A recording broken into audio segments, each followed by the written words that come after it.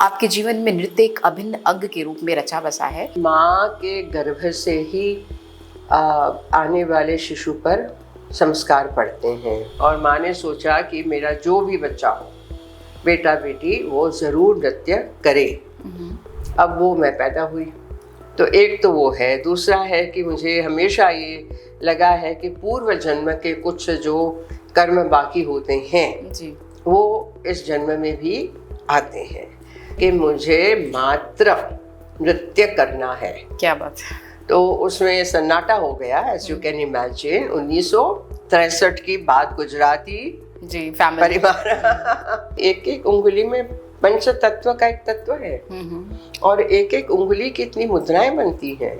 वो क्या कहती हैं कि बिना शब्द के भी हम अपने भाव प्रकट करते हैं और दर्शक तक पहुंचाते हैं, वो समझते हैं और आनंद लेते हैं। अब आप हमारी तरह यदि आंखों की वो सीखती ना मूवमेंट्स जी, तो आज चश्मा नहीं होता। आईब्राउज है तो उसको तो पेंट करना ठीक है, लेकिन आईब्राउ कितना कुछ कह सकती है, ये मसल है। यस। कि आप समृद्ध फैमिली से थी, परिवार समृद्ध नहीं, भाड़े के घर में हम जन्मे हैं, पले बड़े हैं और ये भी भाड़े का घर है। जिंदगी में समृद्धि अंदर की है। मुझे सब अच्छा नहीं लगता है, घर में करो डांस, ये सब बाहर करना, ये करना। आए और बोले कि आज मैं भारत के प्रधानमंत्री के तौर पर नहीं, सोनल के मुरारजी काका की हैसियत से खड़ा हूं। वाह। पुस्तक में क्या आपका एक बहुत मैसिव एक्सीडेंट हुआ जिसमें रीढ़ की हड्डी टूट गई। नमस्ते। तो एक खास अतिथि हमारे साथ बैठी हैं सोनल मानसिंह जी, जो किसी पहचान की मोहताज नहीं है। भारतीय शास्त्रीय नृत्य के क्षेत्र में इनका नाम बहुत ज़्यादा पहचाना है और बहुत सारे लोग, भारत ही नहीं विदेशों में भी इनका परचम बहुत दूर दूर तक फैला हुआ है। आप पद्म विभूषण हैं, पद्म भूषण हैं और साथ ही साथ अनेकों अनेक सम्मान से सम्मानित हैं। भारतीय शास्त्रीय परंपरा को आपने विदेशों तक पहुंचाया है और भारतीय संस्कृति को बहुत दूर तक ले जाने वाली संभवतः दूसरी ऐसी नर्तकी हैं जिनको ये सम्मान प्राप्त हुआ है पद्म विभूषण नृत्य के क्षेत्र में। आप राज्यसभा सांसद भी हैं और आपने लंबे समय से, या यूं कहूं कि कई दशकों से, भारतीय शास्त्रीय संगीत को, नृत्य को अपना योगदान दिया है और इसे एक धरोहर के रूप में आज भी संजो रही हैं। तो आइए हम उनसे मुलाकात करते हैं और उनकी जर्नी, उनकी यात्रा और उनके संघर्ष को आप तक पहुँचाते हैं। बहुत बहुत स्वागत है मैम। स्वागत आपका है। Thank you ma'am. मैम, आपके जीवन में नृत्य एक अभिन्न अंग के रूप में रचा बसा है। इसकी शुरुआत कब, कहाँ, कैसे हुई और आपका झुकाव कैसे हुआ इसके प्रति? कहते हैं कि माँ के गर्भ से ही आने वाले शिशु पर संस्कार पड़ते हैं। तो मेरी माताजी, पिताजी उदय शंकर, पंडित रविशंकर जी के बड़े भाई, बहुत प्रख्यात सुविख्यात नृत्यकार थे उन दिनों के। मैं कब की बात कर रही हूँ, 1943-44 की जी। तो उसमें देखने गए थे बम्बई में और माँ ने सोचा कि मेरा जो भी बच्चा हो, बेटा बेटी, वो ज़रूर नृत्य करे। अब वो मैं पैदा हुई, तो एक तो वो है। दूसरा है कि मुझे हमेशा ये लगा है कि पूर्व जन्म के कुछ जो कर्म बाकी होते हैं जी, वो इस जन्म में भी आते हैं। तो हो सकता है मैं आम्रपाली थी किसी जन्म में। जी जी। तीसरा के परिवार का और परिवेश का बहुत असर पड़ता है। तो वहाँ पर हम तो गुजराती हैं, बम्बई में गुजराती मीडियम स्कूल में हम पढ़े हैं, तो उसकी वजह से गुजराती, हिंदी, संस्कृत, नृत्य, संगीत वाराणसी के आचार्य जी सिखाते थे, शांति निकेतन के आचार्य जी पेंटिंग सिखाते थे। तो ये सारे संस्कार पड़े। उसके साथ साथ घर में भी एक विशेष शिक्षक को रख के नृत्य हुआ। तो ऐसे बढ़ता चला गया और हमेशा नृत्य के लिए मैं तत्पर रहती थी, तैयार, और बाकी चीज़ भी थी। लेकिन तो जब वो एक डिसाइसिव टाइम आया जी, 1961 में मेरा अरंगेत्रम हुआ, जो होता है भरतनाट्यम में। कुछ वर्ष सीखने के बाद गुरु को लगता है कि अब ये रंगमंच के लिए तैयार है जी, यानी अकेला, सोलो, नॉट इन ग्रुप जैसे आज हो रहा है। तो उन्होंने 1961 में बेंगलोर में, जब दादाजी वहाँ गवर्नर थे, तो मेरा अरंगेत्रम बेंगलोर में हुआ 1961। और उसके बाद 1963 में बम्बई में मैंने कॉलेज ख़त्म की, जर्मन उसके साथ लिटरेचर ऑनर्स। फिर ये जब प्रश्न आया कि अब आगे क्या करोगी, स्कॉलरशिप मिल रही है, जर्मनी जा सकती हो, एमए कर सकती हो, विवाह कर सकती हो और लॉ कर सकती हो, यानी वेरियस ऑप्शंस। और मेरे मुंह से निकला गुजराती में कि मुझे मात्र नृत्य करना है। क्या बात है। तो उसमें सन्नाटा हो गया, एज यू कैन इमेजिन। 1963 की बात, गुजराती जी फैमिली परिवार और फिर अच्छा नहीं लगा, तो 2 दिन फिर सब ये रहा बवाल थोड़ा सा, और मुझे कहा गया कि और करो, ये भी करो जी। तो मैंने वर्षों से यही बात कही है कि ये भी और ये ही, तो ये भी और ही का जो अंतर है ना, बीच में फासला है, वो तय करने में उसी बिंदु पर लोग काफी भटक जाते हैं जी। यदि आपने बना लिया कि ये भी करूं वो भी करूं, तो ये भी करूं वो भी करूं, ये उसी में आपका जीवन बीत जाता है। तो भगवती की कृपा से मेरे पेट में कुछ अग्नि था जी, और हम भाग गए घर से। अच्छा, हाँ, क्या बात है। बम्बई से उन दिनों ये रोचक घटना है। तो ट्रेन की टिकट कटवाई, वो विक्टोरिया टर्मिनस स्टेशन कहते थे उन दिनों, और ट्रेन में बैठ के निकल गए, तो बेंगलोर पहुंच गए अकेले। गुरु 18 वर्ष की उम्र, कोई उसमें कोई दूसरी सोच किंतु परंतु कदाचित कुछ था ही नहीं। और गुरु के घर पहुंच गए तो गुरुजी और उनकी गुरु पत्नी, यानी दोनों गुरु थे मेरे, तो दोनों ने कहा अरे और तार भिजवा दिया। उन दिनों तार होता था, मोबाइल शोबाइल तो कुछ था नहीं ना। तो उन्होंने कहा कि सोनल हमारे पास है, चिंता मत करो। तो मैंने गुरु के घर में ही रह के आगे का किया, और तब से फिर नृत्य तो देखो वही है कि आप में भी है, आप लोगों में, सब में है जी जी। उसको पहचानना, जानना और उसको अपने दैनिक जीवन में ढालना। It's not only for stage, yes, you know. ये जो नृत्य में आप सीखते हैं, एक डिसिप्लिन है, अनुशासन, एक ग्रेस है, लोच है, समझदारी है कि इतनी सारी उंगलियां हैं तो मात्र ये पकड़ा, ये लिखा, वो किया, झापा टाइप किया। अरे भाई, एक एक उंगली में पंच तत्व का एक तत्व है, और एक एक उंगली की इतनी मुद्राएं बनती हैं। वो क्या कहती हैं कि बिना शब्द के भी हम अपने भाव प्रकट करते हैं और दर्शक तक पहुंचाते हैं, वो समझते हैं और आनंद लेते हैं। ये कैसे होता है? आँख तो है, आपने तो चश्मा पहना है। अब आप हमारी तरह यदि आँखों की वो सीखती ना मूवमेंट्स जी, तो आज चश्मा नहीं होता। अब भी करो, चश्मा उतर जाएगा। आईब्राउज है तो उसको तो पेंट करना ठीक है, लेकिन आईब्राउ कितना कुछ कह सकती है, ये मसल है। यस। तो जो लोगों को टेंशन हो जा रहा है, थक जा रहे हैं, कंधा झुक गया, हाय हाय स्पॉन्डिलोसिस हो गया, कंप्यूटर पे बैठे बैठे, लैपटॉप पे, यहाँ पे भारी भारी, ये सब अपनी ही करतूत है। प्रकृति ने हमें ये सब दिया है। बिल्कुल। तो नृत्य से फिर मैं ये सारी बातें इसलिए कर रही हूँ कि यात्रा नृत्य की, ये यात्रा है, ये मात्र नृत्य सीखना करना नहीं है ना? जी बिल्कुल। अच्छा मैम, वो 90, आप जैसे बता रही हैं कि 1963 में आपने घर छोड़ दिया और फिर आप अपने गुरुजी के पास पहुंच गई। उस दौर में जब लड़कियों के लिए ख़ास तौर से ये बहुत बड़ी बात होती थी उनके लिए कि घर छोड़ के जाना और अपने मन का कुछ करना, लेकिन आपने अपने मन की सुनी, दिल की सुनी, आप वहाँ पहुँची। तो पारिवारिक और सामाजिक दबाव ज़रूर रहा होगा निश्चित तौर पे, लेकिन चूंकि आप समृद्ध फैमिली से थी, परिवार समृद्ध नहीं, भाड़े के घर में हम जन्मे हैं, पले बड़े हैं, और ये भी भाड़े का घर है। जिंदगी में समृद्धि अंदर की है। मेरे पास वो वैभव नहीं है, कोई फार्म हाउस नहीं है, मैंने अपना सारा कमाया हुआ इंस्टीट्यूट बनाने में डाल दिया, और वो पब्लिक इंस्टीट्यूट है, मेरा भी नहीं है। क्या बात है।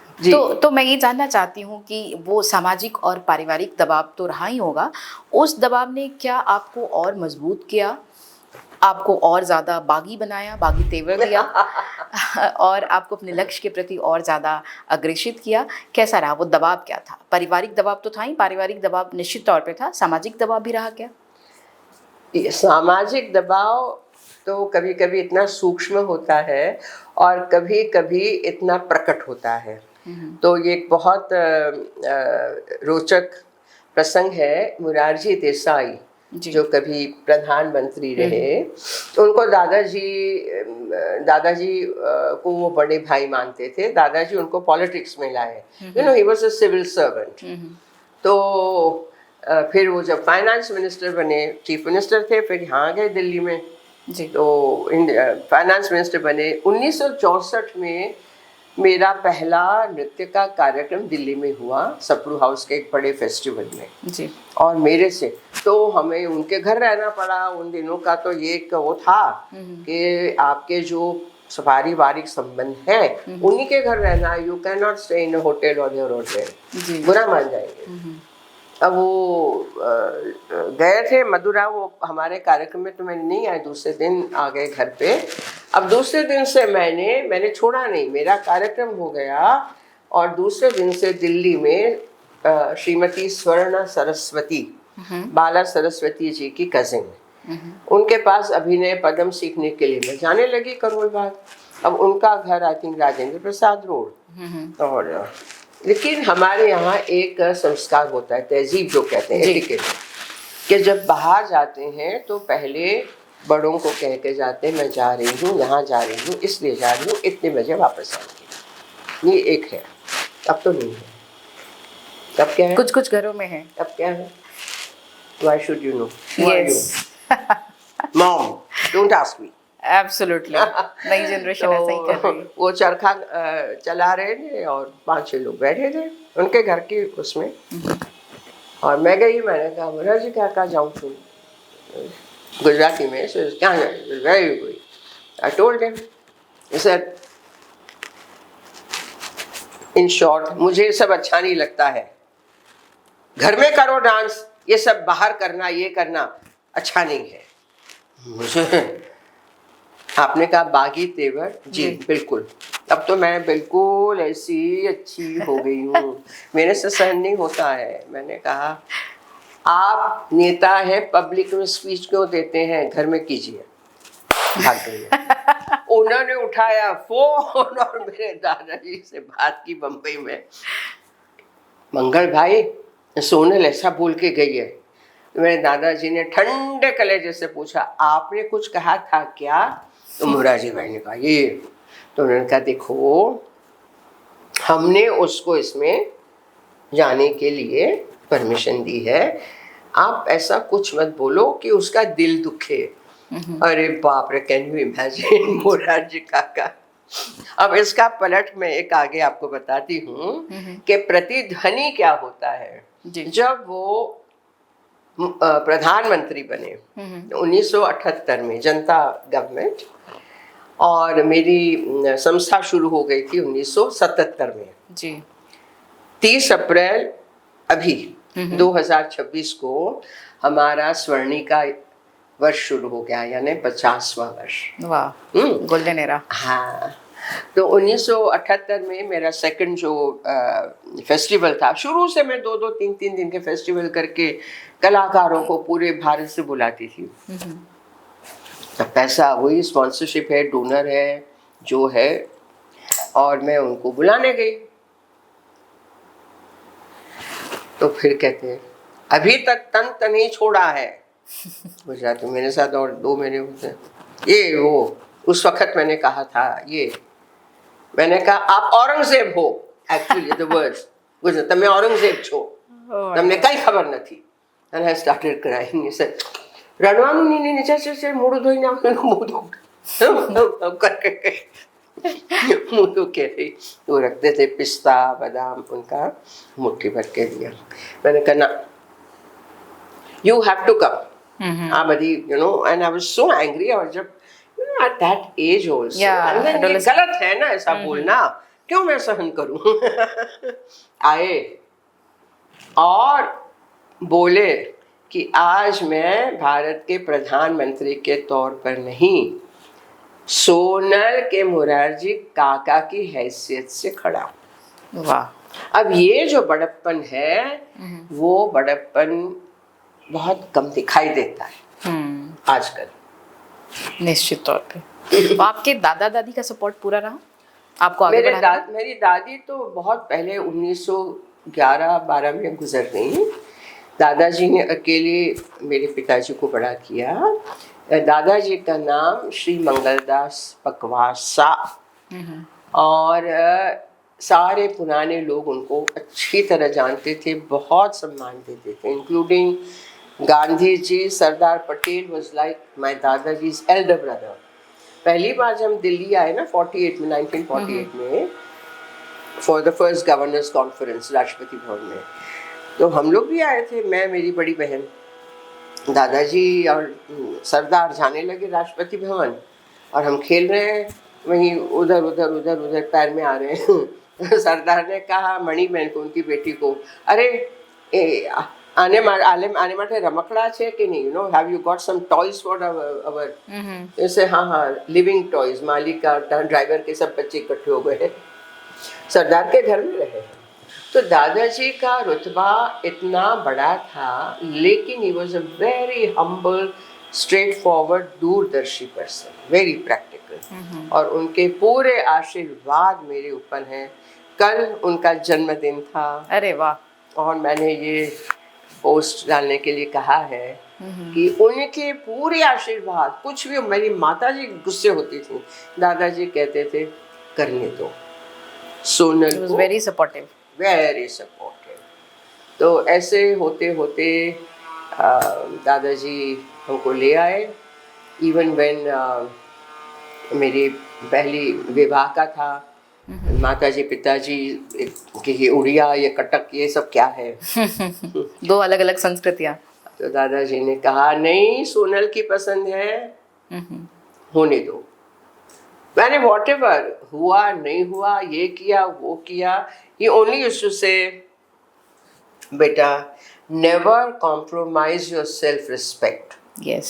आत्मसम्मान कभी भी उसके साथ समझौता नहीं। और दूसरी उनकी शर्त थी कि तुम डांस को, नृत्य को कभी भी बिजनेस, धंधा नहीं बनाओगी। तो जब बहुत सुंदर बात कही उन्होंने। अरे, और उस पे मैं अभी उसी पे टिकी हुई हूँ ना, तभी तो मेरा अपना कोई अपार्टमेंट तक नहीं है, धंधा नहीं बनाया। फकीरी। ऐसे क्रैकपॉट मेरे जैसे कभी कभी होते हैं। नहीं, ऐसे लोग देश के लिए मुझे लगता है एक धरोहर है मैम आप, क्योंकि बहुत कम लोग हैं जो इस तरह से अपना सब कुछ, मतलब देश के लिए, देश की कला के लिए, संस्कृति के उन्नयन के लिए देते हैं। वो मुझे लगता है आपके दादाजी के मूल्य ही थे जिन्होंने आपको अभी तक एक इंटैक्ट रखा है, आदर्श। दादाजी और मेरे गुरु, मेरे गुरु जी, भरतनाट्यम गुरु जी कृष्ण राव सर एंड केलुचरण महापात्रा, चंद्रभागा देवी। हाँ, केलू सर वॉज ओनली ओडिसी। जो आप संस्कार की बात कर रही हैं, वो क्वचित ही आपको, यानी संस्कार एक तो जन्मजात होता है, एक आप में सिंचा जाता है। तो सिंचन की प्रक्रिया जो है, और वो जितनी जल्दी हो जाए अच्छा है। बाकी तो मैं आपसे भी सीख ही रही हूँ, आप बैठी हैं, आप बात कर रही हैं, कहाँ कुछ मुझे एक मोती का दाना उठा लेना है। बिल्कुल बिल्कुल। तो मैम, जब चूंकि पढ़ाई भी साथ साथ चल रही थी आपकी, आपका नृत्य भी साथ साथ चल रहा था और आपने अपने आप को स्टैब्लिश कर लिया था नृत्य के क्षेत्र में, फिर आपका विवाह होता है। विवाह के उपरांत जो बेटर हाफ आपकी ज़िंदगी में आते हैं, वो कितना सपोर्ट करते हैं नृत्य को लेकर? क्या उनकी तरफ से नृत्य से ही आकर्षित हुए। अच्छा, यही एक अट्रैक्शन पॉइंट रहा जी। तो पिछले 30 दशक, मुझे लगता है 30 से 40 दशक हो गए, ऑलमोस्ट 40 वर्ष से ऊपर जब आप इस नृत्य में एक्टिव हैं। ये 67वां वर्ष है। 67, ओह माय गॉड, 1961। और मुझे, मेरे 82 खत्म हुए, 83 लगा मुझे। Oh my god. So and you are still active and young. तो this is such a inspirational बस थिंग फॉर आपने इतना शुभकामना दे दी, thank you. No, this is really good for new generation. Ma'am, इस पूरी जर्नी में क्या कभी ऐसा लगा कि अब बहुत हो गया, अब छोड़ देना चाहिए, ऐसा कभी कुछ थॉट आया क्या? नेवर। एक्सीडेंट हुआ था 1974 में, जिसके बारे में सीबीएसई की किताबों में भी है। हम लोग बचपन में स्कूलों में पढ़ते थे जी। उस पुस्तक में कि आपका एक बहुत मैसिव एक्सीडेंट हुआ जिसमें रीढ़ की हड्डी टूट गई, फेफड़े टूट गए तो अलग ही है, रीढ़ की हड्डी टूट गई। कहाँ पे क्या हुआ था मैम, थोड़ा जर्मनी में हुआ था। अच्छा। हाँ, और वो ऑटोबान कहते हैं ना, जो अभी एक्सप्रेसवे कहते हैं नेशनल, उसमें उस पर बहुत ही भयंकर था वो। तो भगवती की कृपा, मैं बार बार यही कह रही हूँ कि यदि आपका कुछ कर्म बाकी है, यदि आपको कुछ असाइनमेंट दिया गया है जी, तो वो पूरा करने के लिए वो ही शक्ति देती है। जी जी। तो अभी असाइनमेंट बाकी था मेरा, जब आपकी वर्टेब्रा टूट जाए और फिर खड़ा होना बहुत मुश्किल है। बहुत मुश्किल है। कैसे? बाप रे, उस वक्त जब शुरू में कोई चारा नहीं था, पहले जो 21-22 दिन महीना, जिसमें डिसाइड नहीं हो पा रहा था कि क्या करें, स्टील का रॉड डाल दें, तो उसमें तो फिर आप जानती हैं क्या होता है, स्टिफ हो जाता है। हाँ, और यदि तो पैराप्लेजिक हो जाएगा तो फिर पूरी जिंदगी व्हीलचेयर में चलो।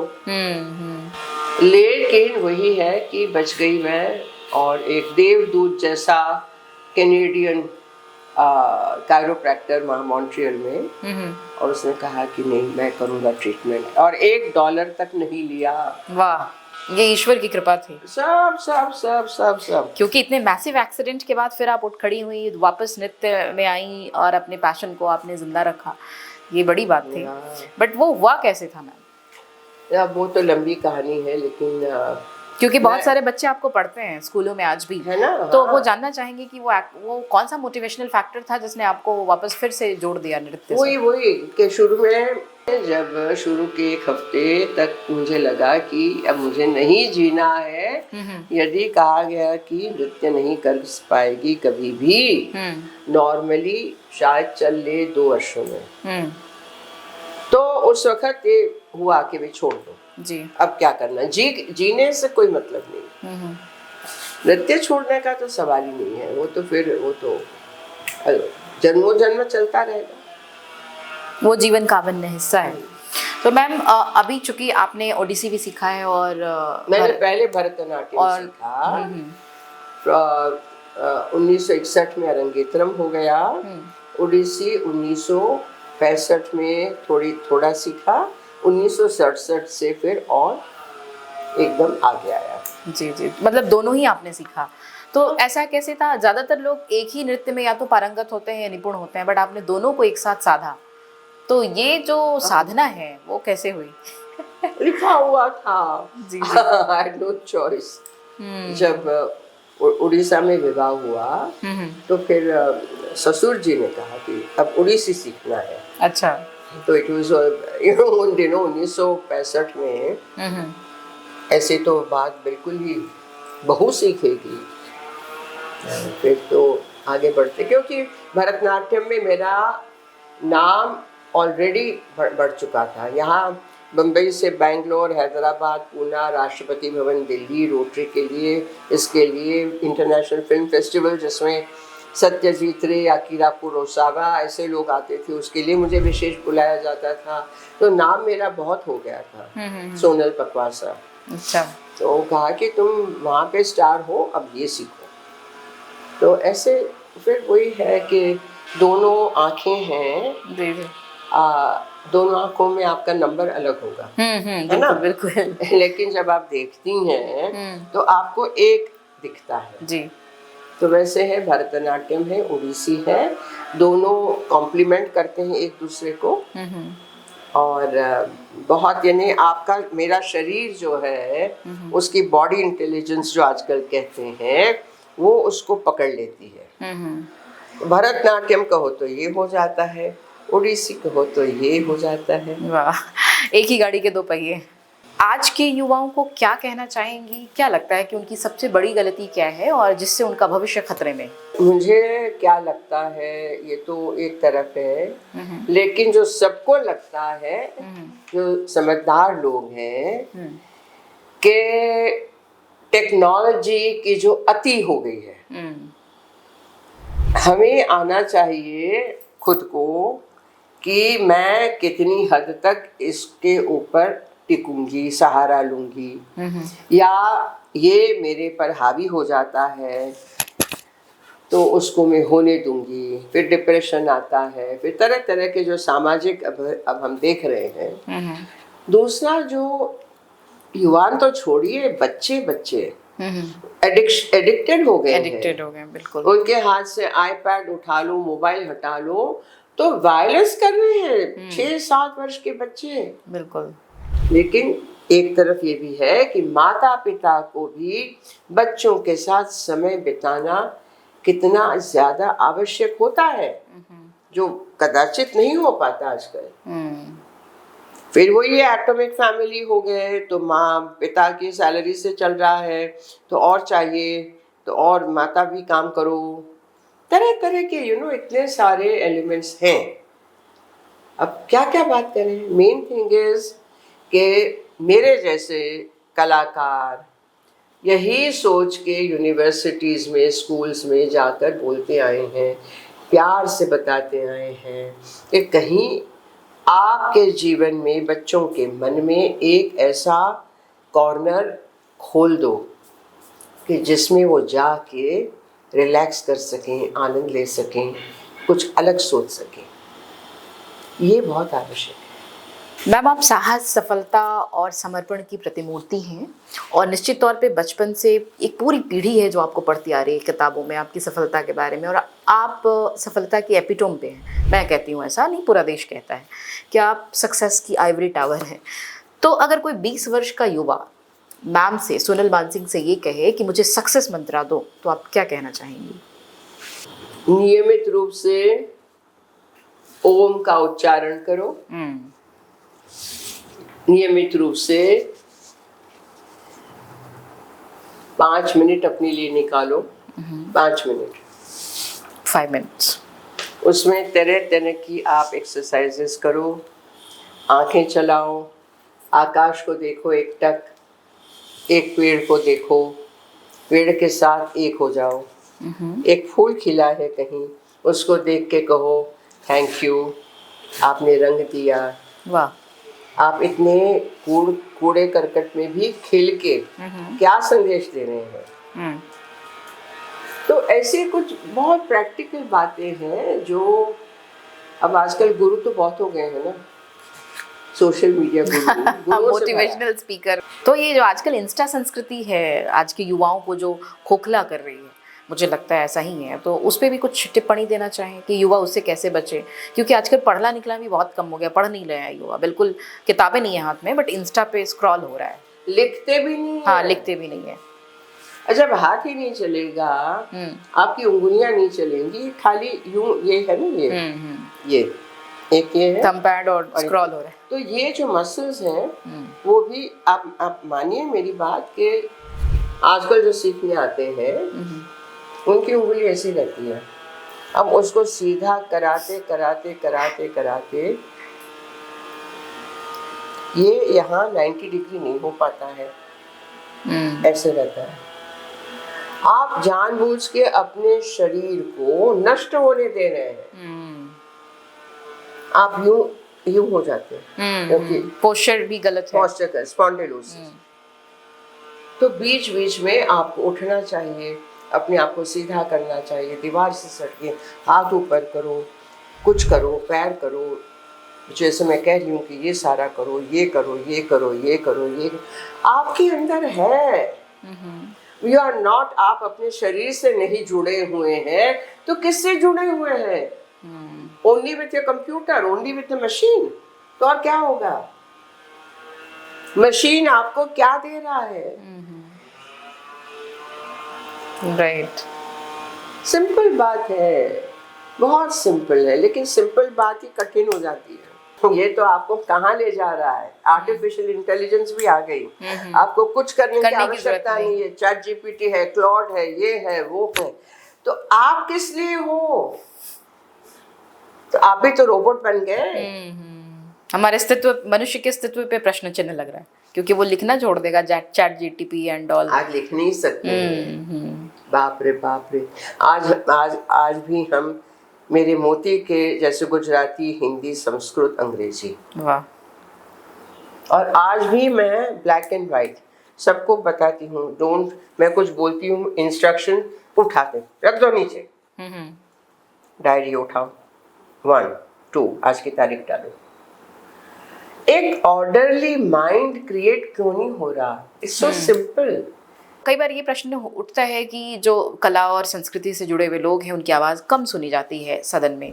क्या कभी ऐसा महसूस हुआ कि आपने अपनी बात रखी हो एक कलाकार के तौर पे, तो वो थोड़ा सा अवॉइड किया गया हो या सुना ना गया हो ठीक से, उस पर सहमति न बन पाई हो, कुछ याद आ रहा हो तो? मैं नियमित रूप से अटेंड करती थी राज्यसभा, और लोगों ने ये भी एक आश्चर्य दर्शाया कि इतनी नियमित हैं आप, डिबेट सुनती हैं, इंटरवेंशन भी करती हैं, 0 आवर में भी बोलती हैं, स्पेशल अटेंशन नोटिस में भी बोलती हैं, मुद्दे उठाती हैं, कुछ मुद्दे जो सार्वजनिक हैं, नॉट ओनली विद, जैसे आर्टिस्टों के लिए कोई स्पेशल इंश्योरेंस नहीं है स्कीम, उसके लिए मैंने उठाया कि भाई नृत्यकार है, जब पैर ही लड़खड़ा जाते हैं, टूट जाते हैं, एक्सीडेंट हुआ तो क्या होता है?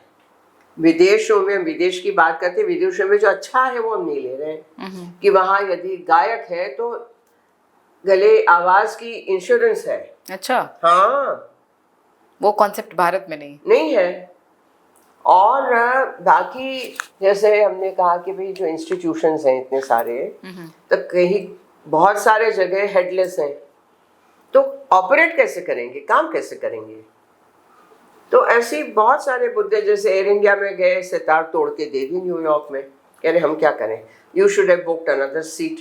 तो क्या सितार, अरे कमाल हो, ऊपर सारा फ्रेजाइल लिखा है, अच्छे से पैक की हुई है जैसे हमेशा होती है, और आप तोड़ के ये बोल रहे हो नो कॉम्पेंसेशन। तो उठाया मुद्दा मैंने कहा यही कलाकार का वो है कि एयर इंडिया हमारा बैगेज खो जाता है, वो खो देते हैं, हमारी चीज़ें टूटी फूटी आती हैं, उसके जिम्मेदार कौन है?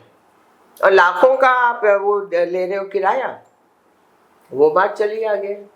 फिर कनाडा में भारतीय मूल के लेकिन बसे हुए वहाँ पर 2 पुरुष कलाकारों ने माता ऐसी चड्डी पहन के बहुत, एक गंदा विष्णु जी और हमारे, वो कोरियोग्राफी और उसकी वो देख के मैंने मुद्दा उठाया।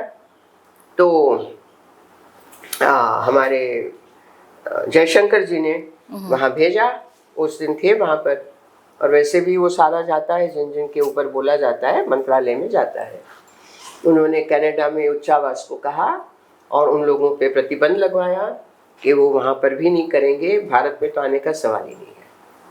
तो ये बहुत महत्वपूर्ण प्रश्न आपने उठाया। हाँ, नहीं तो ऐसे बहुत सारे, और वैसे भी जनरल डिबेट में भी कई बार मुझे कहा जाता था कि आप बोलेंगी, हम बोलेंगे। मैम, आपने एक डांस एकेडमी खोली है दिल्ली में, और काफ़ी पुरानी डांस एकेडमी है जहाँ पे आप बच्चों को सिखाती हैं नृत्य। ऐसे बच्चे जो निर्धन हैं और लेकिन लालायित हैं कि आपके पास आए, क्योंकि उनका एक मोटिवेशनल फैक्टर है बचपन से ही, या आपको देखते सुनते हुए बड़े हुए हैं, या आप प्रैक्टिस करना चाहते हैं, आपकी तरफ बनना चाहते हैं, लेकिन आर्थिक रूप से कमज़ोर हैं, वो आप तक कैसे पहुँचे? नहीं, आर्थिक रूप से कमज़ोर लोगों को तो हमने काफ़ी सिखाया है। यहाँ कोई पैसा कमाने का वो नहीं है, पैसा तो चाहिए, संस्था चलानी है, और इलेक्ट्रिसिटी, पानी, सिक्योरिटी, मेंटेनेंस के बिल भरने हैं, लेकिन जो आर्थिक रूप से नहीं दे पाते हैं, थोड़ा ही दे पाते हैं, वो आते हैं, कोई दिक्कत नहीं है। उनके लिए ऐसी व्यवस्था है कि बच्चे आए और आपसे कनेक्ट करें।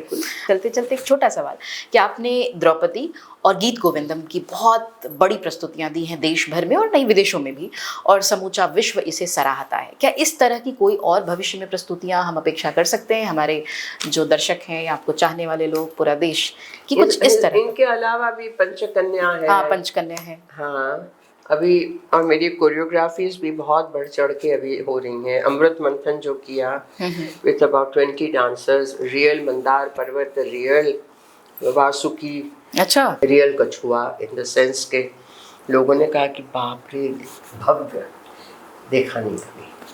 तो वो भी बहुत सारा है, बहुत, यानी खजाना पड़ा है। तो अब जो है कि इतना मेरा बॉडी ऑफ वर्क हो गया है। ये तो गोविंद और ये तो है ही है, पंचकन्या भी है जिसको किसी ने छुआ नहीं था। दश महाविद्या किसी ने छुआ, जानते भी नहीं थे। दशावतार सब करते हैं, दश महाविद्या ऐसे बहुत सारे हैं। अब काम तो चल ही रहा है ना, काम रुकता थोड़ी है। मतलब भविष्य में और भी संभावनाएं हैं बड़ी, बिल्कुल बड़ी। ये स्वर्णिका वर्ष में चलते चलते स्त्रियों के लिए कोई संदेश दे दीजिए, जो कामकाजी हैं, जो जॉब में हैं, कलाकार हैं या राजनीति में हैं, कि वो कैसे जीवन में आगे बढ़े या क्या कुछ नियम बनाएं। जैसे आपने अपने जीवन को इतनी ऊंचाइयों तक पहुंचाया तो कुछ न कुछ कारण तो रहा ना, आप अनुशासित थी। नहीं, प्रत्येक, देखिए ना, प्रत्येक महिला स्त्री की कहानी अलग है। कुछ कॉमन है, बाकी अलग है। एक ही बात है कि स्त्री शक्ति है, नारी तू नारायणी है, ये सारी बातें हैं। स्त्री शक्ति है और फिर बच्चा नहीं चाहिए या एक ही काफी है। तो आपका शरीर प्रकृति ने बनाया है टू क्रिएट। यस, क्रिएशन आपके शरीर में है, पुरुष के शरीर में नहीं है। संतति के लिए बनाया। और उन महीनों में, गर्भ में आप क्या सोचेंगे, क्या करेंगे, that discipline, that beautiful love, वो जो आपकी अम्बिलिकल, आपकी नाल से जुड़ा हुआ है एक जीव, क्या बात है। ये चमत्कार प्रकृति ने स्त्री को दिया है जी। उसका आदर करें। और समाज के उत्थान के लिए मैं किस तरीके से एक रोल निभा सकती हूँ, क्या कर सकती हूँ। हमेशा मैं किटी पार्टी में जाना है, पार्टी में जाना है, ये करना, सब एक तरफ है। आनंद भी करो, लेकिन मात्र वो नहीं जो खोखला बना दे। इस जीवन में रह के मानव शरीर का उपयोग करो। 84 लाख योनि में एक बार मिलता है, याद रखो। और फिर जाके करोड़ों लुटा के किसी स्वामी जी की सभा में उसमें बैठ गए और करके आ गए, क्या हुआ? आपने कितने गुरुकुल बनाने के लिए पैसे दिए? आपने कितने गरीबों के वृद्धाश्रम की देखभाल के लिए किया? कितनी कन्याओं के विवाह करवाए?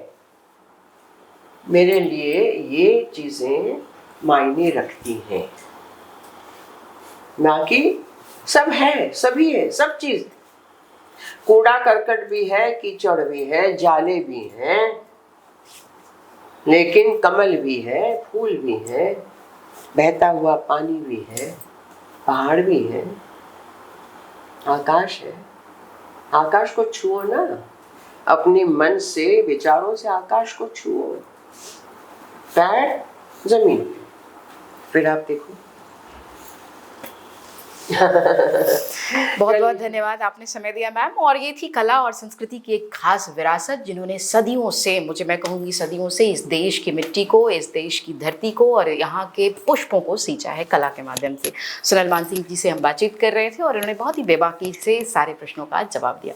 बहुत बहुत धन्यवाद मैम, आपने सवाल। आपका धन्यवाद।